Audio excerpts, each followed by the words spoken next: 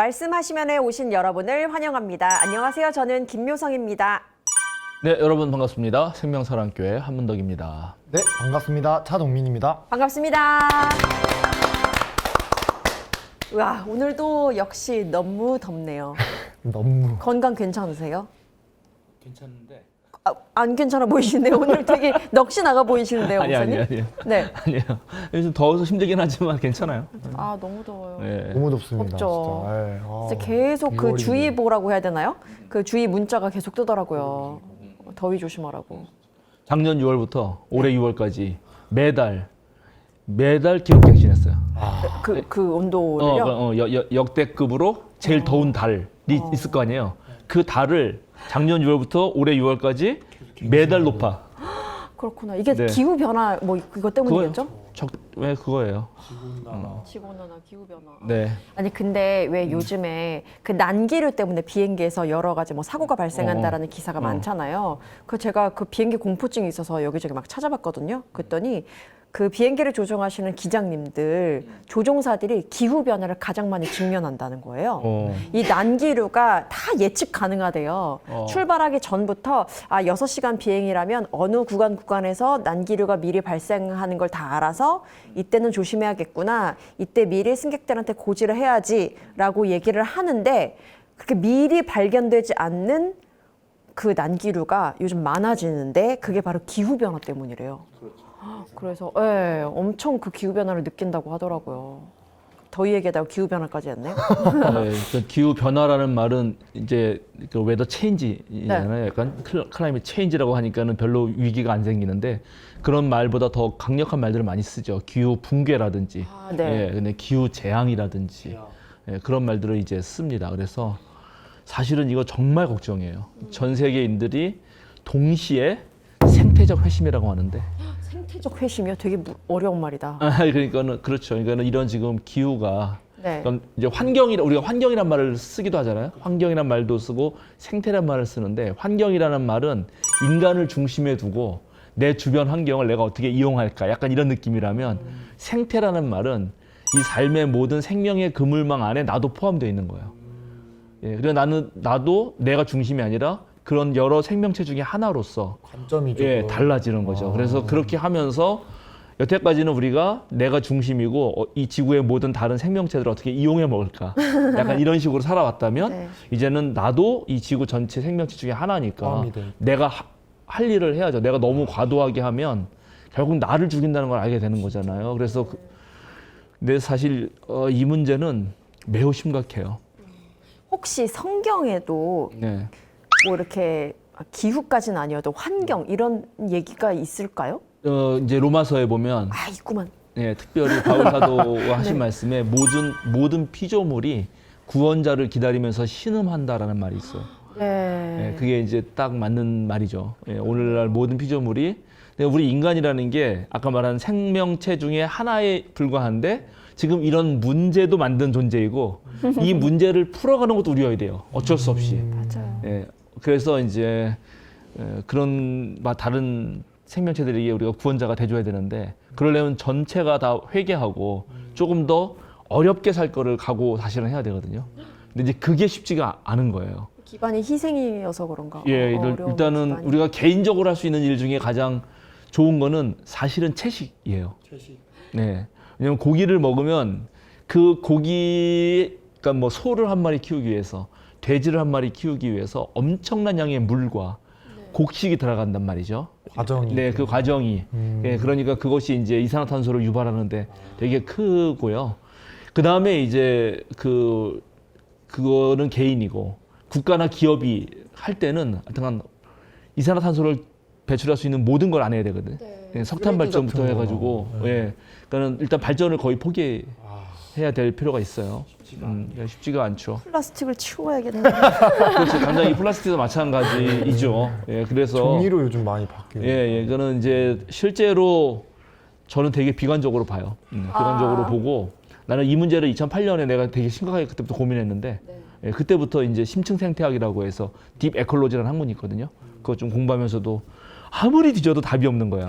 이게 그래서 해결 그때부터 방안. 나는 큰일 났다고 했는데 그래도 그때는 그런 생각 별로 안 할 때예요. 근데 나는 큰일 났다고 생각했어. 근데 그게 지금 요즘은 노골적으로 그렇죠. 드러나고 전 세계에 드러나고 있죠. 그렇죠. 예, 그리고 앞으로 고치려면 더 힘들어집니다. 너무 분명히. 많이 벌어져가지고. 예, 그래서 뭐 여러분 그래서 매 순간을 내 방법은 생각한 거는 실존적으로 매 순간을 행복하게 잘 살자. 그래서 제가 요즘 시대를 우리 교인들한테 뭐라고 말하냐면 다중 위험 시대라고 불러요. 제가 다중 위험 시대. 예, 우리가 언제 어느 때 갑자기 비가 와거나 갑자기 우박이 떨어져서 뭐 위에서 벽돌만한 우박이 떨어진 생각해 보세요. 한 대 맞으면 죽는 거야. 예, 언제 어떻게 될지 모르는 상황에 지금 도래하고 있고 아까 그 난기류? 예, 네. 난기류 비행기 운전하시는 분들이 난기류가 예측이 잘 안 된다고 하는 것처럼 우리 삶은 앞으로 그런 삶으로 더 가고 있는 게 분명합니다. 그래서 조심해야 돼요.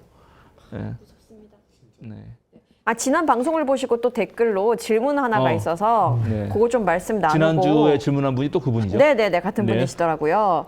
지난번에 저희 질문에 꼼꼼하게 답변해 주셔서 감사합니다라고 먼저 말씀하시면서 네. 목사님이 마지막에 창세기 4장까지를 정리하면서 남겨주신 인간의 실존적 삶의 형태에서 자유의 문제가 빠진 것에 대해 질문드립니다. 창조는 곧 자유로운 인간의 창조인데 그래서 결국 그 자유로 인해 실패한 것일까요? 이런 엉뚱한 질문을 하는 이유는 요즘 카라마조프가의 아들들을 다시 보면서 마침 유명한 대신문관을 그 부분을 오늘 읽었는데 여기서도 결국엔 자유가 핵심적인 문제더라고요. 대신문관에서는 예수가 인간을 더욱 자유롭게 하였으나 인간은 그 자유를 감당하지 못하게 되는 실존적 고뇌에 대한 내용으로 읽히기 때문입니다.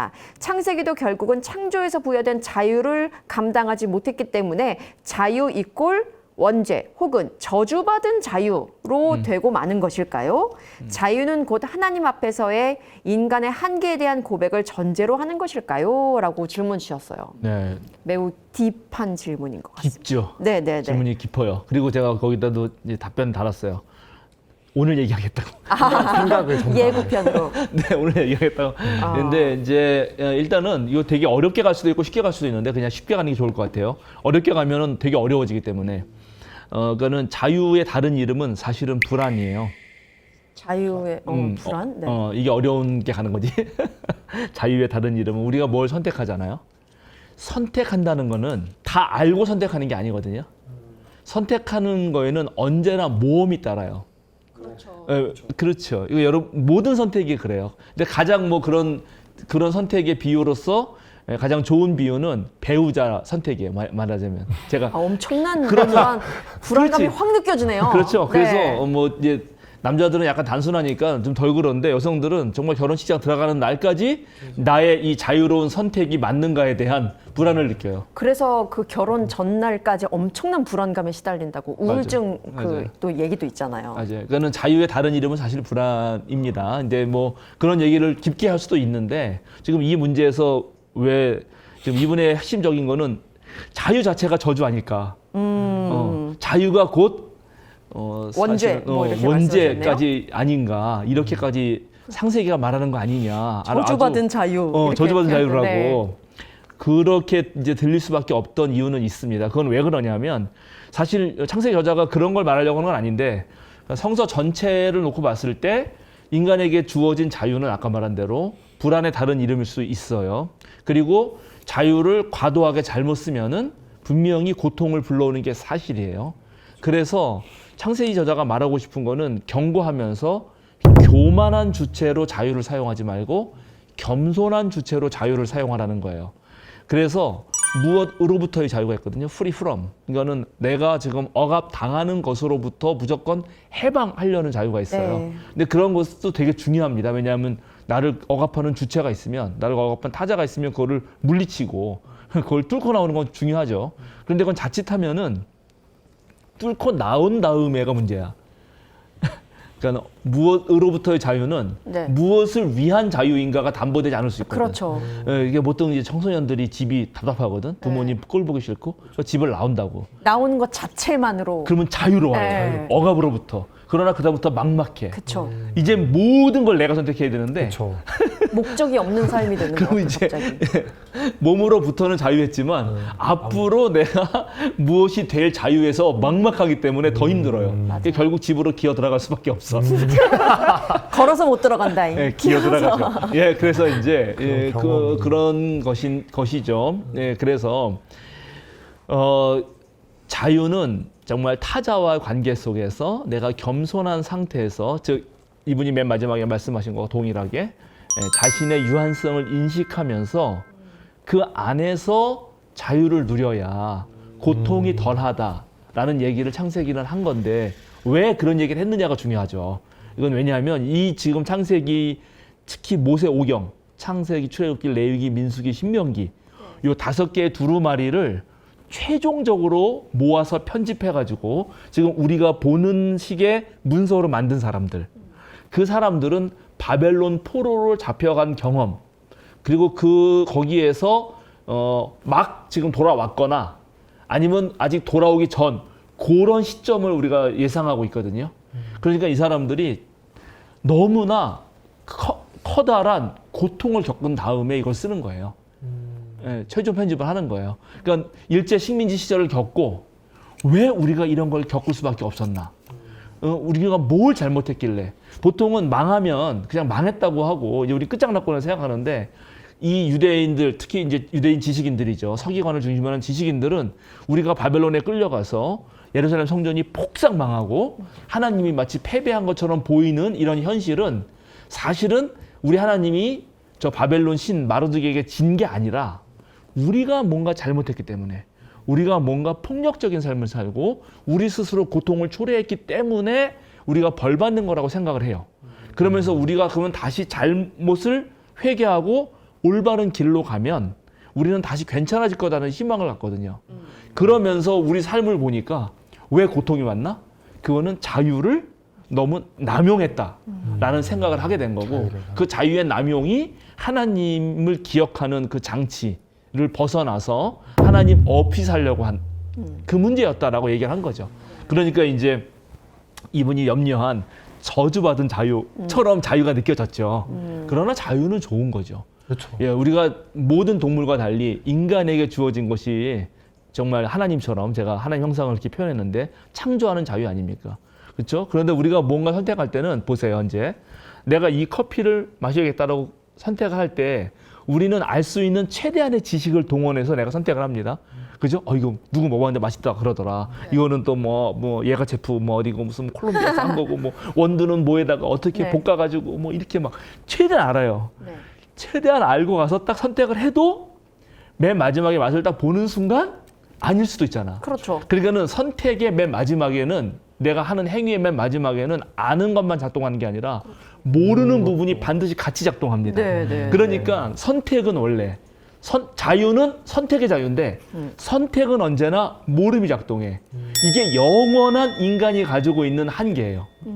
그렇죠? 전부 알 수 없다. 전부 알 수 없다라는 거. 그러나 어느 정도 알기 때문에 선택을 하는 거거든요. 그래도 모름은 여전히 남아있다. 그래서 언제나 자유는, 선택은 불안을 동반해. 어쩔 수 없죠. 그랬을 때 근데 이 불안을 동반하는 거를 잘 염두하면서 내가 실수할 수 있다. 내가 이렇게 많이 노력했어도 잘 되는데 안 될 수도 있다라는 생각 없이 했다가 만약에 진짜 안 되면 거기에 이제 충격이 큰 거죠. 그래도 그런데 그런 조심함 없이 진짜 마구잡이를 한다. 그러면 그거는 자기에게도 고통을 주지만 타자에게도 엄청난 고통을 주고, 그런 걸 했던 사람들이 보통 이제 이런 사회 계급 구조 속에서 윗자리에 있던 사람들인 거죠. 그리고 특히 고대 사회는 완전히 힘센 그 전제군주가 있잖아요. 그죠? 무슨 우리가 영화 같은 거 보면 이집트의 파라오는 막 엄청나지 않습니까? 그죠? 우리 같은 히브리들은 그냥 저기 피라미드 지기 위해서 평생을 그냥 노가다 해야 되는데 저 위에서 그냥 뭐 금 옷 입고 막 큰 마디 하면은, 그지? 그러니까 그런 시대를 살았던 사람들에게 너의 그런 과도한 자유는 많은 사람에게 고통을 줬다는 걸 깨달은 사람들이었기 때문에 그렇게 한 거지, 자유 자체가 저주다 이렇게 말할 수는 없죠. 네. 그래서 그 자유를 조금 잘 사용하되 조심하며 사용하자. 네. 그래서 겸손한 주체로 사용하자. 줄 알아야 돼. 예, 그러면 괜찮다.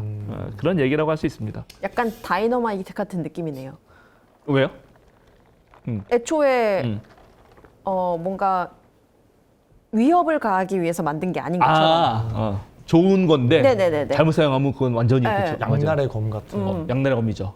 맞아요. 그러니까는 칼을 요리사에게 주면은 맛있는 음식이 나오지만은 어린아이에게 주면은 난리 나죠. 자기도 찌르고 남도 찌를 수 있어서 큰일 나지. 그런 거 똑같은 거예요. 네. 또 지금 우리 정부 얘기를 하려고 그랬는데. 그런 거 그 같아요. 얘기를 그냥 대통령이나 자리로 하는 거는 정말 노무현 대통령처럼 해야 되거든요. 비가 와도 내 잘못 같았다. 날이 맑아도 뭘 해도 내 잘못 같았다. 이런 마음으로. 그게 그 자리죠. 그렇게 또 우리 노 대통령도 막걸리 좋아하셨거든. 술 좋아하시는 분이 대통령 되는 먹잖아요. 것부터 안 드셨잖아. 네.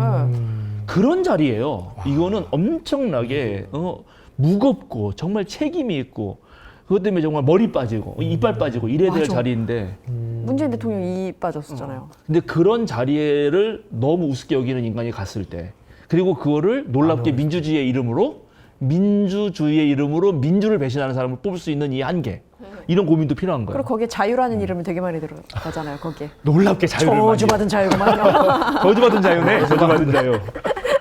네. 자, 좋습니다. 이 정도로 설명해드리고요. 자, 이제 오늘은 드디어 우리가 카인까지 끝냈고 이제 카인에서 중요한 다른 이야기로 딱 넘어가야 되는데 그 사이에 딱 뭐가 있냐? 제일 창세기 의문이 5장. 많이 가는 장이에요. 5장은. 예, 이거 무슨 의미지? 그렇죠. 갑자기 왜 이게 쭉 나오지? 족보가 나요. 네. 족보가. 그래서 이게 아담의 내가 자손? 와, 이 족보를 해야 되나 말아야 되나 이제 한참 고민했어요. 전 여기에서 무슨 말씀을 해주실 수 있을까 의문이에요. 그래서 무슨 말씀 해주시지? 그냥 너무 바로 그냥 노아로 건너뛸까 아, 네. 이렇게 하다가 안 되겠다. 한 번은 해야 된다. 이게 한 번은 해야 돼서 한 번만이에요? 이제 한 번은 하고 네. 그다음에 족보가 왜냐면 많이 나오거든. 아, 그래서 그쵸. 그때 나올 때마다 어느 부분을 건드릴 부분만 있어요. 그거 살짝 건드려 넘어가고. 근데 맨 처음에 아무것도 안 하면 앞으로 계속 나올 때도 그냥 건너뛰어야 되니까 안 되겠다 싶어서 해보려고 합니다. 네. 한 번은 과감하게 좀 진짜 길지만 5장 다 읽읍시다. 왜냐하면 그래도 한 번은 읽어야 돼요. 여러분 읽으시면서 좀 궁금한 거 이런 거 생각하세요. 네. 그러면 이게 모두 지금 32절이니까 그렇습니다. 우리 한 10절씩 읽을까요? 네네 네. 좋습니다. 예, 10절 읽으시죠. 저 10절 읽고 우리 나머지 도민군 읽으세요. 이렇게 네네 알겠습니다. 셋이 네. 읽읍시다. 아담의 역사는 이러하다. 하나님이 사람을 창조하실 때에 하나님의 형상대로 사람을 만드셨다. 하나님은 그들을 남자와 여자로 창조하셨다. 그들을 창조하시던 날에 하나님은 그들에게 복을 주시고 그들의 이름을 사람이라고 하셨다. 아담은 130살에 자기의 형상, 곧 자기의 모습을 닮은 아이를 낳고 이름을 셋이라고 하였다. 아담은 셋을 낳은 뒤에 800년을 살면서 아들, 딸을 낳았다. 아담은 모두 930년을 살고 죽었다. 셋은 105살에 에노스를 낳았다. 셋은 에노스를 낳은 뒤에 807년을 살면서 아들, 딸을 낳았다. 셋은 모두 912년을 살고 죽었다. 에노스는 90살에 게난을 낳았다. 에노스는 게난을 낳은 뒤에 815년을 살면서 아들, 딸을 낳았다. 11절까지 읽어주세요. 에노스는 모두 905년을 살고 죽었다. 자, 한번 또 제가 읽어볼게요. 게나는 70살에 마할랄레를 낳았다. 게나는 마할랄레를 낳은 뒤에 840년을 살면서 아들, 딸을 낳았다. 게나는 모두 910년을 살고 죽었다. 마할랄렐은 65살에 야렛을 낳았다. 마할랄렐은 야렛을 낳은 뒤에 830년을 살면서 아들, 딸을 낳았다. 마할랄렐은 모두 895년을 살고 죽었다. 야렛은 162살에 에녹을 낳았다. 야렛은 에녹을 낳은 뒤에 800년을 살면서 아들, 딸을 낳았다. 야렛은 모두 962년을 살고 죽었다. 에녹은 65살에 무두셀라를 낳았다. 에녹은 무두셀라를 낳은 뒤에 300년 동안 하나님과 동행하면서 아들, 딸을 낳았다. 에녹은 모두 365년을 살았다. 에녹은 하나님과 동행하다가 사라졌다. 하나님이 그를 데려가신 것이다. 무드셀라는 187살에 라멕을 낳았다. 무드셀라는 라멕을 낳은 뒤에 782년을 살면서 아들, 딸을 낳았다. 무드셀라는 모두 969년을 살고 죽었다. 라멕은 182살에 아들을 낳았다. 그는 아들의 이름을 노아라고 짓고 말하였다. 주님께서 저주하신 땅 때문에 우리가 수고하고 고통을 겪어야 하는데 이 아들들이 우리를 위로할 것이다. 라멕은 노아를 낳은 뒤에 595살을 살면서 아들, 딸을 낳았다. 라멕은 모두 777년을 살고 죽었다. 노아는 500살이 지나서 셈과 함과 야벳을 낳았다. 오. 이런 얘기예요. 근데 일단 읽으면서 네. 여러분 뭐 궁금하거나 이거 좀 특이한데? 뭐 이런 거 있었어요? 딱 에녹만. 그렇죠. 에녹만 하나님과 동행하다가 사라졌다 그러고. 그렇죠. 에녹만. 이게 뭐 무슨 그 구조가 있어요. 그쵸? 이게 뭐냐면 A는 몇 몰라. 살 때, 그죠? 네. 뭐 B를 낳았는데 그 B를 낳고 몇 년을 지내면서 자녀를 계속 낳았다가 그래서 그걸 다 합쳐가지고 살고 죽었다 이렇게 나오는데 네. 에녹은 다르죠. 에녹은 특이해. 자, 좀 그쵸? 길어. 에녹은 길고 간단한 설명이 있고 네. 몇 년을 살았죠? 모두 합쳐서? 365년. 자, 365 하면 떠오르는 게 있잖아요. 3656? 1년이요. 365일. 그 1년. 네. 네. 그리고 이제 재밌는 얘기 해줄게요. 이제 이런 얘기, 재밌는 얘기가 있어서 이게 아담부터 세잖아요. 네. 그러면 에녹은 7대야. 네. 7 하면 또 우리 막 떠오르지. 그죠 7. 또 완전한. 완전 수죠. 네. 근데 아까 태양력으로 1년이 365잖아. 네. 네. 그러니까 얘는 완전수로 가르친 친구예요. 그리고 하나님과 300년을 동행합니다. 네. 300년을 동행해요. 이 동행한다는 게 무척 중요한 거죠. 그리고 죽었단 말이 없어요. 그를 네, 데려가신 그렇죠. 것이. 사라져요. 그리고 하나님이 그를 데려가셨다. 이 말을 우리 말로 데려가신 거를 그냥 죽었다라는 완곡어법 아니냐 이렇게 말할 수도 있겠지만 좀 여기 다르네요. 죽었다는 말이 다른 데는 다 죽었다고 나오는데 여기 죽었다는 말이 없기 때문에 네. 죽지 않고 하나님과 같이 동행하다가 하나님께로 간 사람으로 기억됩니다. 성경에서. 구약 성경에서 죽지 않고 하나님께로 간 사람이 2명 나오거든요. 하나는 바로 이 에녹. 또 한 명은 예언자 엘리야예요. 네. 엘리야는 불병거를 타고 올라가셔. 그러니까 이런 구절이 있을 때 뒤에 사람들이 얼마나 이 에녹과 엘리야가 신기하고 신비했겠어요. 그리고 뭔가 이 땅이 괴롭고 살기 싫으면 하늘의 소리를 듣고 싶은데 그럴 때 누가 떠오르겠어. 여기 딱 하늘에 올라간 그 사람들이 와서 좀 얘기해 주면 좋겠다. 네. 그래가지고 나중에 진짜 어려울 때 에녹서 같은 게 책이 나와. 그러니까 마치 그 에녹이 쓴 것처럼 네. 하늘의 이야기를 들려주는 이야기가 나오고 그런 이야기가 영향을 미칩니다. 근데 여기서 중요한 거는 하나님과 동행했다는 거야. 네. 에녹이 하나님과 동행했다라는 말이 상당히 중요하고 하나님과 동행한 사람이 에녹 말고 또 있어요. 또 있어요? 네. 누구였죠? 여기에는 없는데 6장 9절 읽어주실래요? 6장 9절. 노아의 역사는 이러하다. 노아는 그 당대에 의롭고 흠이 없는 사람이었다. 노아는 하나님과 동행하는 사람이었다. 그러니까 이러면 앞에 에녹을 살짝 언급했잖아요. 네. 그리고 얘는 죽지 않고 살았잖아요. 네. 사라진 거지 그냥. 그 사라졌다. 다 죽었는데. 그럼 노아도 하나님과 동행하면 하늘로. 하늘로 간. 그러면 뭔가 죽지 않고 죽지 않는다. 살 수 있지 않을까? 응. 약간 이런 뭔가 암시가 되지 않을까? 이런 느낌도 있는 거죠. 어쨌든 이런 건 좀 신기합니다. 예. 동행이라는 전제는 결국 죽지 않는다. 그러니까 뭐 이렇게? 죽음의 문제와에서 구원받는 이야기로 바뀐다. 구원. 네. 그러면 이제 구원받는 사람은 어떤 사람이냐? 하나님과 동행하는 동행하는 사람이어야 사람이다.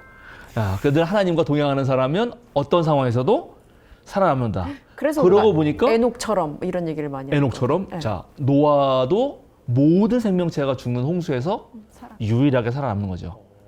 그죠? 노아의 아들들. 네. 노아 덕분에 그 자식들과 며느리 8명이 이제 살아남는 거죠. 하여튼 그런 게 재밌고요. 또 동민군 뭐 읽으면서 좀 특이한 거 발견한 거 있어요? 저는 오래 살았다. 그죠. 다 몇백 년 살고 죽었는데. 그게 좀 신기하죠. 네. 정말 이렇게 될 것 같아요. 그래서 물띠가 나온 거라고요. 저번에 말했어. 창조과학. 이때 공기가 좋았나? 이따가도 얘기를 할 건데 네, 그래서 여기 홍수 이전에 지금 아담의 자손이 나오고 홍수 이후에 노아의 아들 중에 셈이 있는데 셈의 후손 또 족보가 나와요. 네. 그 족보에 나오는 사람들의 살짝 볼까요? 11장 살짝 봅시다. 창세기 네. 네, 11장일 거야 아마. 셈의 자손. 셈의 자손 10절 나오죠. 네. 한번 저기 16절, 아니 15절까지 읽어줄까요?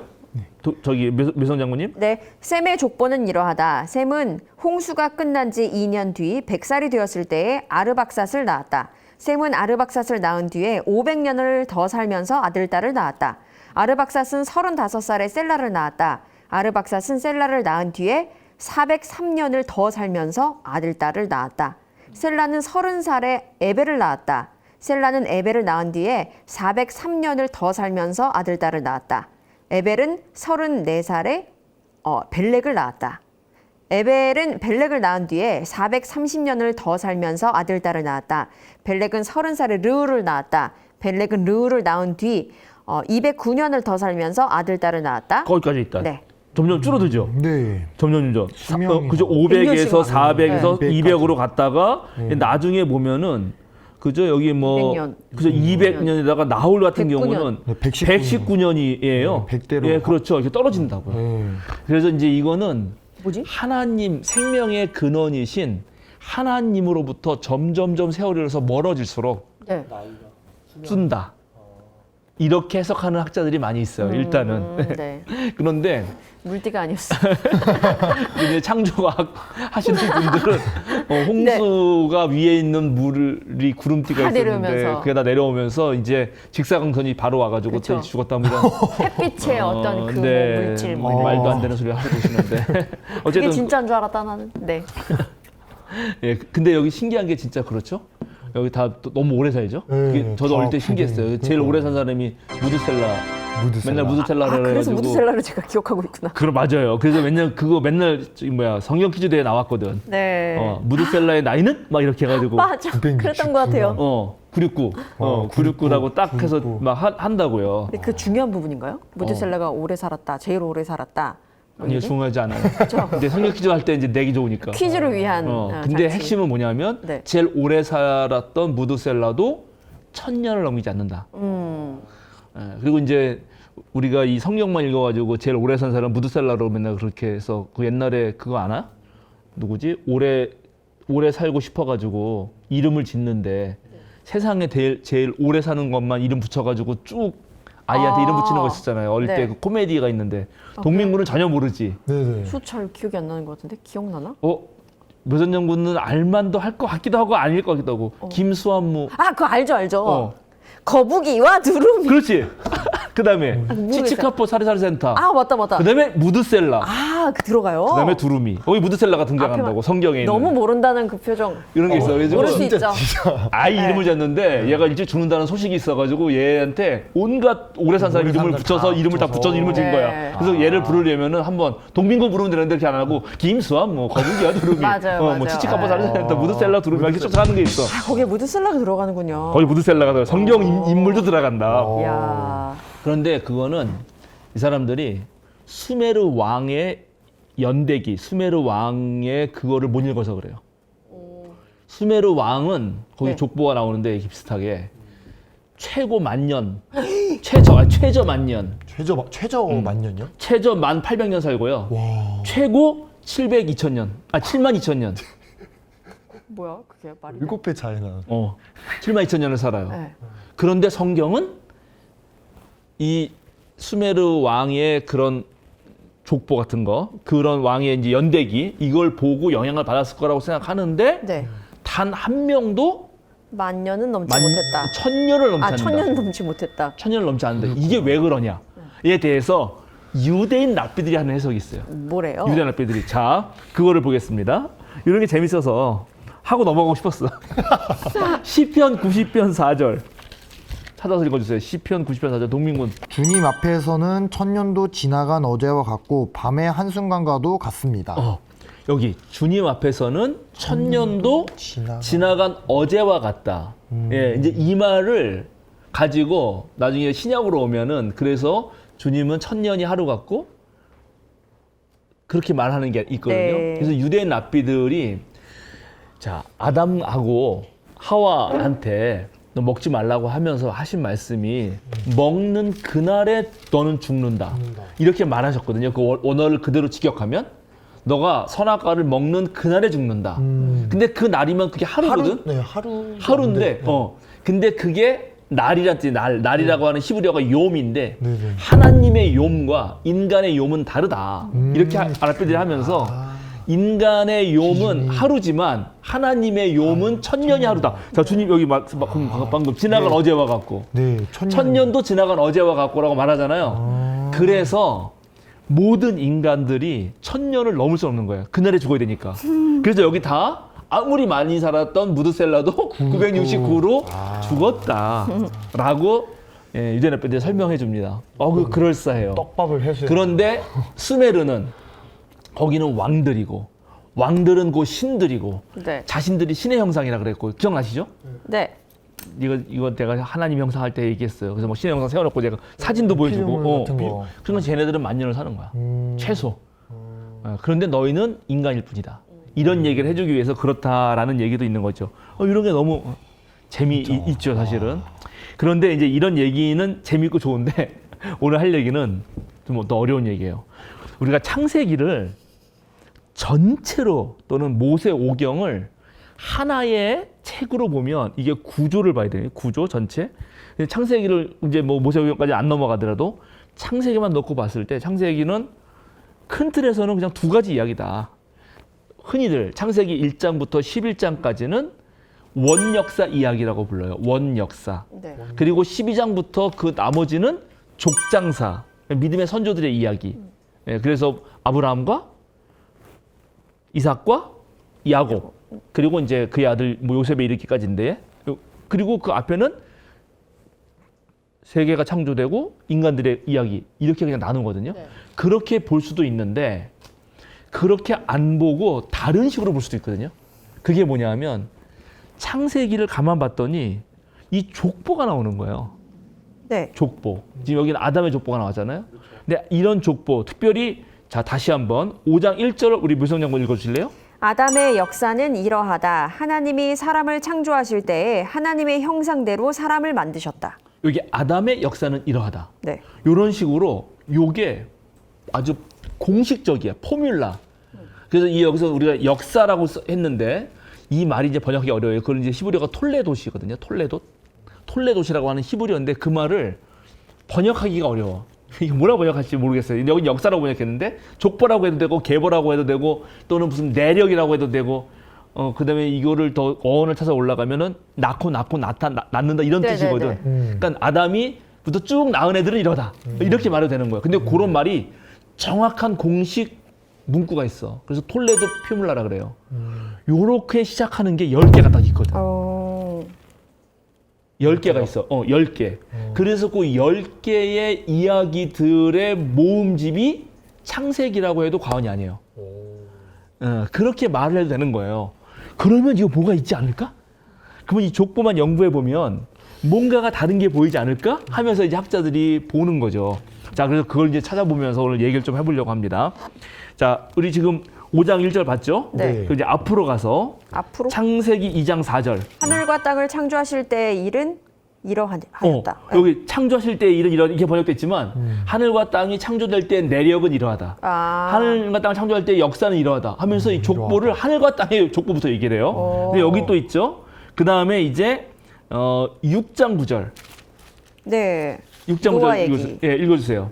안 찾은 분은. 안 넘어가요. 6장 9절이요. 네. 노아의 역사는 이러하다. 노아는 그 당대에 이롭고 흠이 없는 사람이었다. 노아는 하나님과 동행하는 사람이었다. 네. 노아의 역사는 이러하다. 그 또 똑같죠. 그다음에 10장 1절. 10장 1절. 네.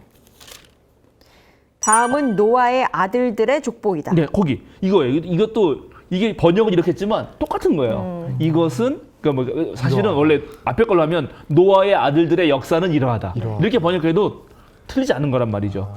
그죠? 그 다음에 나왔죠? 그 다음에는 11장 10절.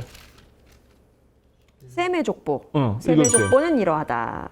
그렇게 나왔죠? 네. 그 다음에 11장 27절.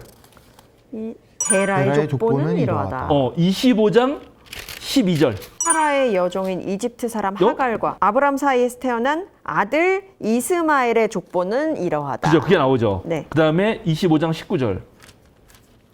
다음은 아브라함의 아들 이삭의 족보는 이러하다. 그렇죠. 이삭의 족보 이러 나오죠. 36장 1절. 곧 에돔의 족보는 다음과 같다. 네. 그렇죠? 네. 에돔의 족보. 에돔의 족보인데 에서 곧 에돔. 에서곱 에돔이지. 네. 왜냐면 에서가 그 야곱의 형이거든. 같은 거예요. 구절도 똑같아요. 구절 볼래요? 구절. 세일 산간 지방에 사는 에돔 사람의 조상 에서의 족보는 다음과 같다. 그렇죠. 이 에서 나왔죠. 네. 그다음에 마지막 37장 2절. 야곱의 역사. 야곱의 역사는 이러하다. 그렇죠. 이렇게. 네. 요 10개가 있는 거예요. 네. 딱 열. 와, 이게 딱 10개가 있는 거야. 그럼 이 10개가 이게 어떤 건가? 너무 신기한 거지. 왜냐면 또 10은 완전수잖아요. 네. 그럼 뭔가 이걸 맨 마지막에 편집한 애들이 족보를 중간중간 넣으면서 뭔가를 만든 거 아닐까? 이렇게 생각하는 거죠. 자, 그러면 이제 생각해 봅시다, 다시. 족보를 왜 만들죠? 족보 있어요? 족보 어디 있겠죠? 어디 차신가? 그걸 잘 모르겠어요. 그런 거 잘 모르죠. 네, 원래 20대는 걸 잘 모르죠. 괜찮아. 김혜김 씨의 김혜김. 네. 김혜김 씨도 역사가 있죠. 근데 뭐 족보를 제가 본 적은 없어가지고 아. 어딘간 있겠죠? 네, 그렇죠. 이제 찾아가 보질 예, 않았어요. 우리가 남을 얘기할 때는 무슨 씨냐고 물어보고 네네네. 자기가 자기를 얘기할 때는 가라고 해요. 가. 씨는 아. 더 커요. 그러니까 나는 청주 한가예요. 청장갑니다. 이렇게. 그게 겸손한 말이야. 왜냐면 좀 가는 그만해. 집안 더 작잖아요. 네. 씨는 부족이고. 그러니까 이제 상대를 존중할 때는 어디 성씨가 본관이 어디시냐고 오. 본관 여쭤보죠. 네네네네. 본관이 어디 있어요?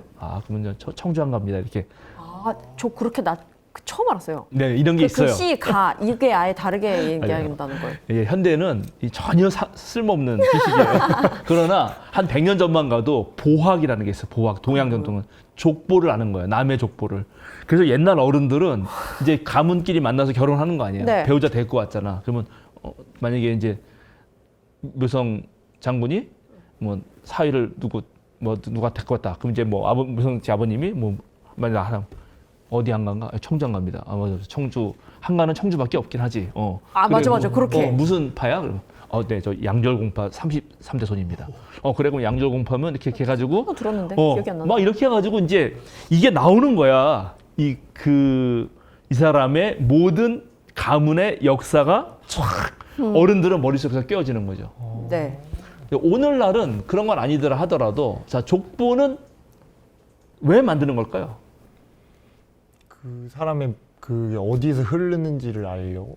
그렇죠. 그러니까는 이 사람의 혈통을 확인하고 싶은 거죠. 네. 그렇죠? 혈통을 확인하고 싶은 게 있을 거고. 몰라도 또 될 것 같은데? 왜지? 족보? 지금은 몰라도 되는데 네. 예를 들어서 과거에는 이게 신분제 사회니까는 그렇죠. 족보를 알아야죠. 네. 그래서 이 집안이 이 유망한 가문인가 그걸 보려고. 그런 거 보는 거죠.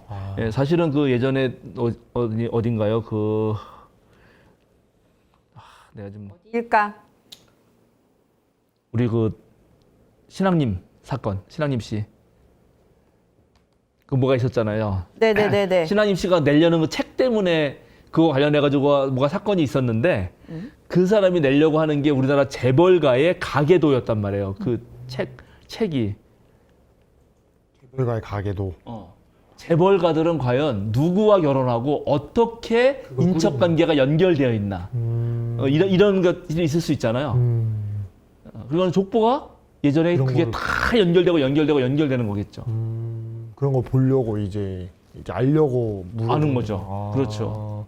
저는 동민구는 별로 그럴 것 같지는 않은데 뭐 예를 들어서 내가 좀 정치를 좀 하고 싶다. 네. 자 그럼 내가 만약에 지금 어느 당에 가야 되나? 어느 당에 가서 누굴 만나야? 그럼 족보 알아야겠네요. 그렇지. 네. 자 족보 한번 떠올려 보시란 말이지. 네. 어? 줄기를 쭉 알아야죠. 알아야죠. 만약에 내가 아무래도 민주당은 날 안 받아줄 것 같고 예를 들어서 좀 신생당인 조국혁신당 가자. 그럼 조국혁신당이 생겼으니까 아직 역사는 없는데 그럼 누가 제일 말빨이 센가? 어느 줄을 타야 되나? 힘의 균형을 알아야겠다. 뭐 이런 게 옛날에는 하긴. 다 족보를 통해서 아는 거죠. 그러니까 족보가 어떤 역할을 하냐를 이제 우리가 생각을 해봐야 되는 거죠, 일단은.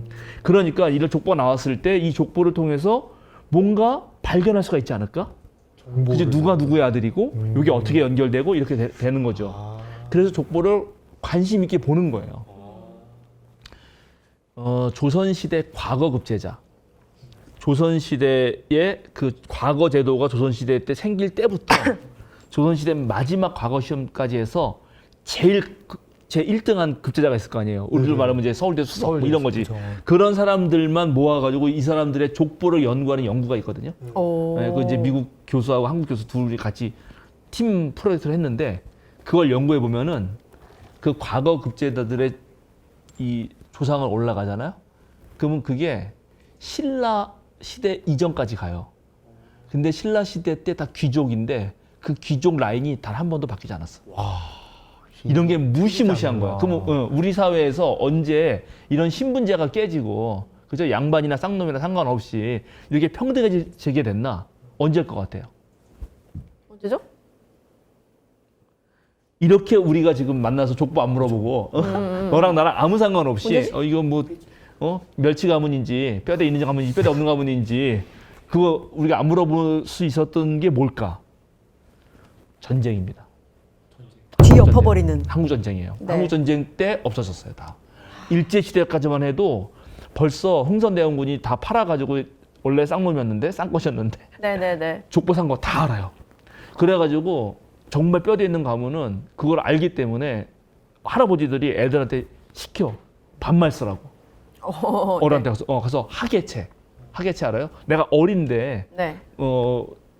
내가 우리 아는 교수님한테 배운 건데 교수님도 거기 뼈대 있는 집안이어가지고 그렇게 어릴 받았다는 거. 고기 사러 가요. 고기. 네. 고기 하는 데는 백정이잖아. 백정한테는 존댓말 쓰면 안 되는 거야. 그러면 가서 분명히 누구누구 고기 좀 주게 이렇게 말을 하라고 그래서 시키는 하계. 거야. 네. 하계체 쓰는 거지. 그러면 뭐 초등학교 한뭐 몇학년 애가 가서 아저씨라고도 안 하고 이보게 그렇지. 고기 몇 근 주게 이렇게 말해야 되는 거야. 근데 그 자기는 너무 민망했다는 거야. 네. 그래서 그냥 가서 아저씨 말하고 네. 할아버지는 내야 하고 거기 가서는 이거 고기 주세요 했다는 거야. 근데 그 사람이 그게 너무 고마워서 어머, 더 잘라줬다는 거야. 와. 그게 우리나라의 100년 전 상황이라고요. 불과 100년. 불과 100년이야. 정말로. 그 일제 시대 때도 안 사라집니다. 예, 근데 지금은 이제 완전히 세상이 급변했는데 그 급변해서 신분 질서를 파괴한 게 전쟁은 비극적인 거지만 일어나면 안 되는 건데 놀랍게 그렇게 바뀐다. 예, 이제 이런 얘기를 좀 하면서 그래서 족보를 연구를 해봤더니 그 10개 족보가 어떤 거는 그냥 족보만 있어 진짜. 지금 오늘 읽은 거는 족보만 있죠? 네. 누가 누굴 낳고 이거예요. 근데 어떤 거는 족보처럼 되어 있지만 거기에 이야기가 딸려 있더라. 이야기가 딸려 있어. 네. 긴 이야기가. 예를 들어서 하늘 땅의 내력은 이러하다. 그다음에 그건 하늘 땅 한다음에 한참 얘기가 많이 나오잖아요. 네. 그건 족보가 아니에요. 그죠? 그건 이야기가 섞여 있는 족보가 있는 거예요. 그래서 그게 근데 놀랍게 딱 5개씩이야. 아, 10개 중에요? 10개. 오. 한쪽은 족보만 있고 한쪽은 이야기가 딸려 이야기도 있어요. 있고. 그리고 그게 반반 딱. 순서가 요거 나왔다 이렇게 탁탁탁탁 네. 이렇게 왔다 갔다 해. 그래서 족보와 이야기와 연결된 게 창세기라는 거예요. 그래서 아까 우리가 막 찾았잖아요. 네네네. 그래서 하늘 땅의 내력이 나온다고 맨 처음에 그게 이야기지. 하늘 땅 만든 이야기. 그다음에 오늘 아담의 족보가 나오죠. 그다음에 아담의 족보 나온 다음에 노아 이야기가 나와요. 네. 그다음에 노아 이야기가 나온 다음에 한참 우리 홍수 이야기 나오고 노아의 아들도 족보가 나오고 노아 아들도 족보 다음에 그다음에 노아의 아들 중에 셈의 족보가 또 딱 쭉 내력으로 나오다가 네. 다시 이제 노아 쪽에 가면은 데라로 나와서 아브라함의 이야기가 길게 나와요. 네. 그리고 아브라함 다음에 바로 이스마엘 족보 쫙 나오고. 그래서 그 이스마엘 족보 나온다면 또 이쪽에 이번엔 이삭의 이야기가 나와. 이삭의 이야기 나온 다음엔 또 에서의 족보가 쫙 나오고 그 다음에 야곱의 이야기가 나온다. 그래서 그런 이야기가 등장하고 중요한 인물로 하는 사람을 쫙 연결해 보면 흐름이 어떻게 되냐면 천지창조했죠. 네. 그 다음에 아담이 나오고 노아가 나오고 그 다음에 데라가 나오는데 데라는 아브라함 이야기인 거예요 사실은. 예. 그리고 이삭, 야곱으로 이어지더라 하는 거죠. 그런데 우리가 지난주에 가인 네. 보면서 가인도 족보가 있지 않았나? 네, 있었어요. 살짝 있었는데. 가인도 그죠? 네, 가인도 맞다. 누가 낳고 거기서 막 문화가 발달했다고 막 에노, 했잖아요. 네, 맞아요. 실제 라멕이 됐을 때. 네. 그죠? 근데 왜 얘는 안 쳐줘요? 안 쳐주는 거야. 거기에는 가인의 역사는 이러하다가 없잖아요. 네. 그러면 이거 족보를 만든 사람들이 가인을 이 족보에 넣는다, 안 넘겠네요. 안 넣는다는 걸 알게 되는 가인 거지. 패싱. 가인 패싱. 네. 그렇지. 가인은 안 되는 거예요. 그래서 가인 이야기가 나왔으면 그 다음 이야기를 할 때 사실은 셋부터 해야 되거든. 네. 그잖아요. 가인이 아벨 죽여서 아벨 대신 셋이 나왔잖아요. 근데 5장 1절 어떻게 시작했다고 다시 도민권 읽어주세요. 아담의 역사는 이러하다. 그렇지. 이거 봐. 가인을 패싱하는데 아담부터 다시 시작한다고. 그러니까요. 그러면 앞에 이야기는 날려버리는 거야. 오. 진짜. 알겠죠? 아, 이게 확실히 패싱이네. 네, 이런 걸 쓴 사람들의 마음을 이제 우리가 느끼는 거죠. 네. 그래서 이쪽 가인은 그 뒤에 거기도 애들 낳고 문화도 발전하고 뭐 화려했지만 결국 나중에 노아 홍수 때 니네는 다 날아가 버리고 끝이야. 그럼 우리 기억하고 싶지 않아. 우리는 다시 아담부터 새롭게 시작하는데 그 아담의 자손은 결국 셋으로 이어지는 거야. 네. 그러니까요. 그렇지. 근데 우리가 성경을 여태까지 열심히 읽었단 말이야, 여러분들이. 그러니까요. 그러면서 카인과 아벨은 기억해. 근데 셋은 잘 기억을 못해. 그래요. 근데 우리는 맞아요. 사실은 셋의 후손이에요. 그러니까요. 아, 노- 그러니까요만 계속하고 있네. 네. 그렇죠. 그렇잖아요. 셋이 나중에 노아가 된 거잖아요. 자, 그래서 이런 걸 하나 발견한 거죠. 아, 이렇게 가인은 날리는구나. 그리고 또 봤더니 또 이제 10개를 가만히 살펴봤더니 어느 이야기는 아까 쭉 내려오는 거는 직계로 내려와요. 아들 이렇게. 순서대로. 네, 순서대로. 아닌 것도 있었나요? 네? 아닌 것도 있었나요? 네, 여기는 직계야. 네. 지금 우리가 읽은 거는. 근데 그렇죠. 다른 아까 10개 족보에 보면 아. 어디들은 노아의 아들들 해가지고 갑자기 옆으로 퍼져, 옆으로. 아들들로 병렬로 아들들 갑자기 옆으로 쭉- 관계로 퍼진다고요. 수평적으로. 여기는 그냥 누가 누굴 낳고 몇 살 낳다가 죽었고 대가 또 몇살 낳고 죽었고 이렇게. 네. 그래서 그렇게 직계로 내려오는 걸 봤더니 놀랍게 2개밖에 없는 거예요. 아, 그래요? 그게 지금 이 아까 우리가 읽은 5장이고요. 네, 아담의 자손. 그 다음에 셈인 바로 그 노아의 아들이에요. 네. 그래서 이제 이게 중요한데 자 보세요. 아담부터 세어. 그래서 딱 노아가 몇 번째 태어난 줄 알아요? 아까 에녹이 몇 번째라 그랬지? 7번째. 그건 기억하네. 역시 좋았어요. 그러면 다음에 7번 다음에 중요한 완전수는 뭐야? 14번째예요? 열이지 열. 10. 딱 10. 나 또 7해봤어. 아담부터 10대가 되면 딱 노아라고.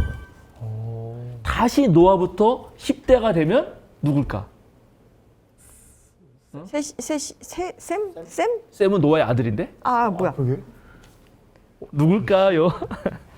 그러고요? 아브라함이 나옵니다. 아, 놀랍게. 자 그리고 아담부터 노아가 딱 나오잖아요. 그럼 노아가 나왔을 때 갑자기 노아에서는 자기 아들 3명 난 걸 얘기해. 셈, 함, 야벳 이렇게. 그리고 다시 이제 노아부터 시작하는 거예요. 노아부터 시작해가지고 아브라함 가잖아요. 근데 아브라함 가기 바로 전에 데라가 나오고 데라까지가 10인데 데라가 아브라함과 나홀과 하란을 낳았다. 딱 3명이 네. 등장해요. 그리고 이제 그 아까 노아 나왔잖아요. 노아에서는 셈이 선택되고 그 다음에 이쪽 데라에서는 아브라함 선택된다고요. 그런 식으로 이게 딱딱 10대가 연결되는 거예요. 그래서 이제 또 알게 되는 거지. 근데 그래놓고 이제 비교해 보면 자 보세요. 다시 우리 아까 창세기 5장에는 네. 5장 우리가 읽은 거에는 아까 말했죠. 자 아담은 130살에 자기 형상 곧 아담을 주는 아이를 낳고 이름을 셋이라고 했고 셋을 낳은 뒤에 800년 살면서 아들을 낳았고 그리고 다 합쳐서 이제 930년을 살고 죽었다 이렇게 나오지. 이게 포맷이에요. 네. 근데 11장에 가면은 자 창세기 11장이요? 다시 셈 가보죠. 셈. 이거 이제 홍수 이후입니다. 네. 여기 셈의 족보 11장에 10절로 가면은 여기 달라. 셈은 홍수가 끝난 지 2년 뒤 100살 되었을 때 아르박사를 낳았다. 네. 그다음에 아르박사를 낳은 뒤에 500년을 더 살면서 아들을 낳았다. 네. 그다음에 바로 아르박사시지. 언제 죽었는지.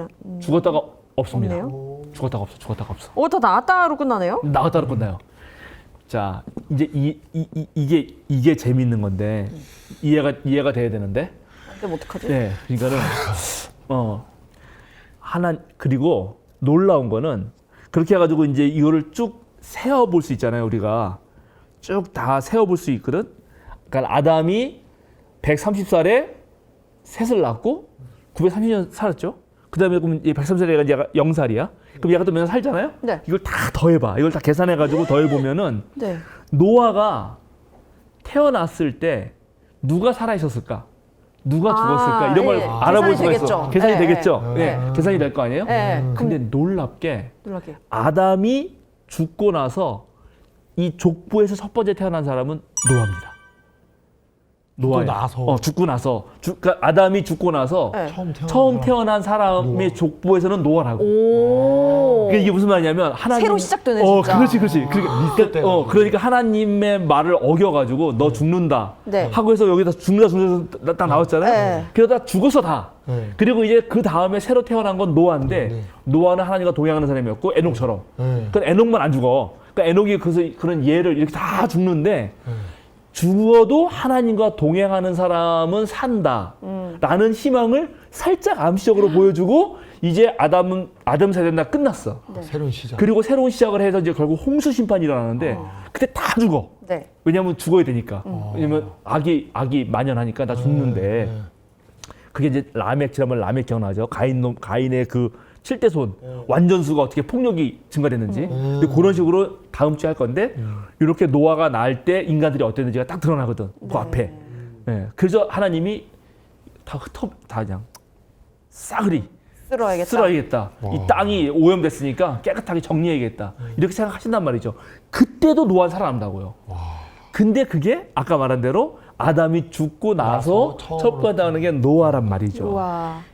그리고 노아의 이제 아들 셋 중에 하나님의 선택을 받아서 구원 역사를 이뤄갈. 그래서 거기서부터 10대가 되는 아브라함. 셈으로부터 10대는 아브라함이고 다시 노아로부터 10대는 아브라함의 아버지인 데라고. 데라의 아들이 3명이고 이 구조가 똑같단 말이죠. 근데 여기에는 족보가 나오는데 죽었단 말이 없단 말이지. 왜 죽었단 말이 없냐? 하나님이 죽이지 않고 아브라함이라고 하는 한 민족을 통해서 새롭게 일을 이뤄가시는 거예요. 자, 그러면 다시 이제 여길 때 우리가 뭘 배워야 되냐면 이게 좀 어려운데 그래서 이거를 맨 마지막에 쓰고 싶었던 사람들이 족보를 넣으면서 무슨 얘기를 하고 싶었냐는 거죠. 하나님 세상을 만들었어요. 근데 세상이 좋았어야 되는데 너무 생각과 다르게. 생각과 다르게 약간 저주받은 자유. 자유를 저주로 써먹었어요. 네. 이것들이. 그래서 이제 결국 다 죽고 그럼 절망으로 끝나는가? 아니라는 거야. 하나님은 그 가운데서도 구원의 역사를 일으키시고 그 구원의 역사를 일으키시기 위해서 핵심적인 사람들을 찾으시는데 그것이 점점 줄어들긴 하지만 결국 한 민족을 택해서 다시 구원 역사를 일으킬 거라는 거를 보여준다는 거죠. 그래서 앞에서 카인 배제되죠? 네. 배제되고 족보가 10개 있는데 그 10개 중에서도 아까 말하는 그 직계, 네. 직계로 나오고 그 다음에 주인공 이야기가 있는 사람들만 살아남아요. 그래서 셈, 네. 이삭, 야곱 같은 사람들이에요. 이 사람들은 이야기가 풍성하고 이 사람들 주목받아요. 근데 노아의 아들들, 다른 아들들, 그 다음에 이스마엘에서는 그냥 쭉 족보만 얘기하고 사라져버려. 네. 예, 그런 식으로 좁혀가는 거를 발견하게 된 거예요. 아, 그래서 여기 이 족보에 신학적 의미가 있구나. 이게 그냥 만든 게 아니구나라는 걸 알게 됩니다. 자, 그리고 또 연구했어요. 족보를 다시. 좀 어려운데. 다시 한 번 더 봤더니 족보를 시작할 때 아담의 족보는 이러하다. 아담의 역사는 이러하다라고 시작할 때 5장 1절처럼 그냥 아무 것 없이 아담의 역사는 이러하다라고 바로 딱 시작하는 게 있어요. 이게 독립절이에요. 독립. 네. 그런데 어떤 족보는 우리말에는 번역이 안 돼 있는데 히브리어로 보면 접속사가 연결돼서 있는 게 있어요. 그것도 5개야 또. 아, 그래요? 반반인 거예요. 네, 그런데 보니까 독립한 거에 있어서 셈이 들어가지. 아까 11장. 네. 셈이 들어가지 아브라함이나 데라가 들어가지 않더라는 걸 알게 된 거예요. 그러면 창세기 전체를 나눌 때 우리가 아까 제가 구조를 나눌 때 1장부터 11장까지는 원역사고 네. 12장인 아브라함부터가 족장사라고 나눴다 그랬잖아요. 네. 근데 사람들이 이 족보를 연구하니까 그렇게 나누면 안 될 것 같은 거예요. 자, 그래서 보십시다. 창세기 11장. 네. 그래서 그전에는 창세기 1장부터 11장 26절까지 데라는 70살에 아브라함과 나홀과 하란을 낳았다로 끊어서 네. 몇 가지가 원역사로 생각했단 말이죠. 그리고 27절부터 데라의 족보는 이러하다 하고 여기서부터 이제 족장사로 봐야 된다. 왜냐면 이게 아브라함이 등장하니까 이렇게 끊는 게 맞다라고 생각을 했는데 이렇게 족보를 연구하는 사람은 아닌 것 같다는 거야. 그럼 어디서 끊어야 되냐면 11장 9절에서 끊어야 된다. 네. 그리고 10절 셈의 족보는 이러하다. 여기서부터 봐야 된다. 그래서 셈 이제 어떻게 봐야 되냐면 핵심 창세기의 핵심은 자 하늘과 땅 만든 이야기. 그 다음에 사람 만든 아담 이야기. 그 다음에 이 아담이 실패해서 홍수가 났고 홍수 다음에 새로운 인류인 노아 이야기. 그리고 그 다음에 셈이 나는 거예요. 셈. 왜 셈이냐? 셈으로부터 사실은 이제 민족 그 세 아브라함과 이삭과 야곱이라고 하는 세 명의 그 계약 백성. 새로운 노아를 이어서 새로운 것을 이어가는 세 명의 계약의 아버지인 그 선조들이 시작되는 거를 우리는 셈으로 봐야 된다라고 보고 그 다음에 야곱인데 야곱은 사실은 야곱 이야기가 아니라 그 야곱 개인의 이야기를 앞에 셈에 붙고 야곱은 야곱의 아들들 이야기 37장부터는 야곱의 아들들 이야기가 나오고 12아들 근데 그 12아들의 대표는 누구냐면 유다와 요셉이 나와요. 네. 근데 유다는 맏아들이 아니거든. 맏아들은 르우벤이에요, 사실은. 그러면 원래 야곱의 아들에서 맏아들로 이어가면 르우벤이 등장해야 돼요. 근데 르우벤이 자기 아버지의 아내랑 간통을 해. 그래가지고 맏아들의 지위에서 떨어져. 그다음에 그다음에는 시므온과 레위거든. 둘째, 셋째 아들인데 시므온과 레위는 또 자기 여동생인 디나라는 여동생이 있는데 이 디나가 겁탈을 당해요. 그래서 그걸 복수하려고 그 상대편 세겜성에 있는 그 사람들한테 거기 세겜 이 겁탈한 이 세겜의 아들은 결혼하자고 했거든. 옛날에는 이제 참 안타까운 일인데 성폭행하고 결혼하자는 거니까 이게 말이 안 되는 거긴 한데 그러면 그렇게 하면 되거든 사실은 그때 당시 상황으로는. 네네. 그런데 이 시몬과 레이가 너무 분노한 나머지 그러려면 너희랑 우리랑 같은 족속이 아니기 때문에 같은 족속이 되려면 너희 결혼해줄 테니까 전부 다 할례를 해라. 그리고 남자의 그 성기 앞부분을 자르는 수술을 시켜놔. 그럼 애들이 못 움직이잖아. 그렇게 해놓고 전부 다 죽여버려. 그러니까 엄청난 폭력으로 복수를 한 거예요. 네. 그래가지고 이거는 너무 말도 안 되는 학살을 저질렀어. 그러니까 얘네들도 또 그걸 못 이어가. 그래서 유다가 이어가요. 유다가 이제 맏아들의 역할을 이어가는 거예요. 대표적인. 그리고 바로 그 유다의 자손에서 다윗 왕이 나옵니다. 네, 그렇지.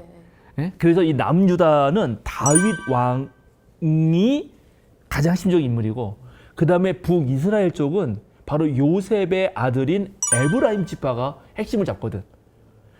그러니까 이 족보 연구를 통해서 알게 된 건 뭐냐면 이 사람들이 이스라엘 역사 전체를 쓰면서 누구를 우리의 핵심으로 삼냐. 자, 여러분 동민군은 신라 자손입니까? 고구려 자손입니까? 백제 자손입니까? 자, 셋 중에 누가 우리의 적통이야?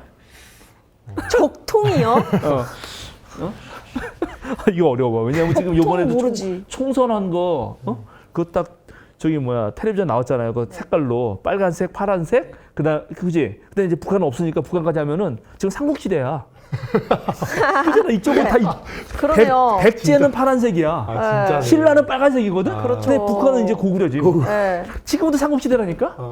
그럼 우리의 적통은 어디로 삼아야 되는가? 당연히 우리는 신라가 통일신라로 하겠죠. 네. 그러나 백제 후손은 열받을 거 아니야. 그리고 우리 고구려의 그렇지. 족보를 따지고 들어가면. 고구려의 기상을 가진 우리는 야 이거 우리가 신라가 통일했기 때문에 우리가 이렇게 쪼그라든 그렇지. 거다. 발해로 뻗어나갈 수 있었는데. 그렇지. 이 도호사님도 말씀하셨는데 이 지도를 거꾸로 보면은 이쪽 해양 세력이 이 중국 전체를 이렇게 확 바라보는 느낌이거든. 그렇죠. 그게 있어요. 네, 하여튼 네. 그래서 이 무시 못하는 엄청난 땅이에요. 하여튼 뭐 그런지 바라볼 수 있거든. 그러니까 이 족보야말로 역사를 바라보는 관점이었다는 걸 알게 된 거죠. 이제 이해하셨죠? 네. 네. 그래서 이런 식으로 우리가 조금 이해를 해볼 필요가 있다. 네. 그래서 10개의 족보 창세기만 봐도 이러합니다. 그런데 놀랍게 이 톨레도트라는 말이 그냥 내려갈 때 그 단어만 딱 찾으면요. 39번 나와요. 구약 성경에 39번 나오는데 근데 창세기 거기에 13번이 나오거든. 창세기에만. 근데 그건 이제 중복된 것도 있으니까. 근데 거기서 이 톨레도 포뮬라 아까 말한 대로 네. 그 톨레도 양식만 찾으면 아까 10개라고 그랬잖아요. 네. 근데 그런 게 갑자기 민수기에 등장해. 민수기에. 이게 신기한 거예요. 민수기 3장 1절 찾아주세요. 창세기가 아닌 민수기 3장 1절. 주님께서 시내산에서 모세에게 말씀하시던 때에 아론과 모세에게 아들들이 있었다. 여기 아론과 모세에게 아들들이 있었다. 이렇게 번역했어. 근데 이것도 토레도 양식이야. 그러니까 아론과 모세의 족보. 족보는 이러하다. 이거거든. 이게 똑같아요. 네. 그래서 이게 왜 갑자기 여기에 민수기에 이게 등장하느냐 하는 거지. 이게. 그리고 이걸로 이제 끝나는 거거든. 이 5경. 창세기, 출애굽기, 레위기, 민수기, 신명기라고 하는 한 권의 책에서 족보는 여기서 끝나요. 근데 시작은 어디서 시작했지? 하늘과 땅의 족보 시작했잖아. 네. 그죠? 그리고 하늘과 땅을 하늘과 땅은 누가 만드셨지? 하나님이. 하나님 만드셨습니다. 그렇죠. 하나님이. 그리고 하나님이 만드시고 하나님이 에덴 동산도 만들잖아요. 그 하늘과 땅은 창세기에 그 이야기가 나오잖아요. 이야기가 쭉 나오는데 거기에 에덴 동산은 거기에 누가 있어요? 아담과 하와도 있고 하나님도 있죠.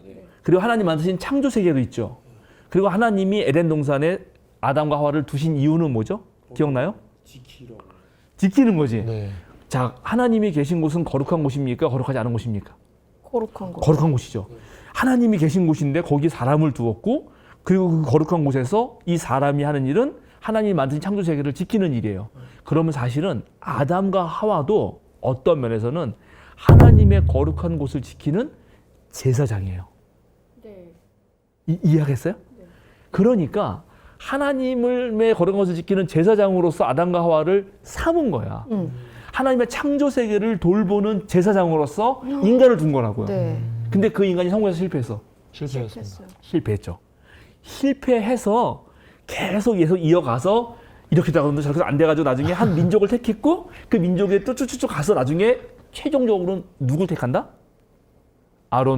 모세와 네. 아론의 아들들. 이 사람들은 누구냐? 이 사람들이 제사장이라는 말이에요. 제사장 그룹이라고. 제사장 그룹. 성전에 제사 지내는 그러네요. 사람. 아론의 제사장으로 후예들은. 거룩하게 구별된 사람들이다. 그렇죠. 네. 그러니까 이제 알게 된 거죠. 학자들이. 이거 맨 마지막에 편집한 사람들이 제사장 그룹이었지.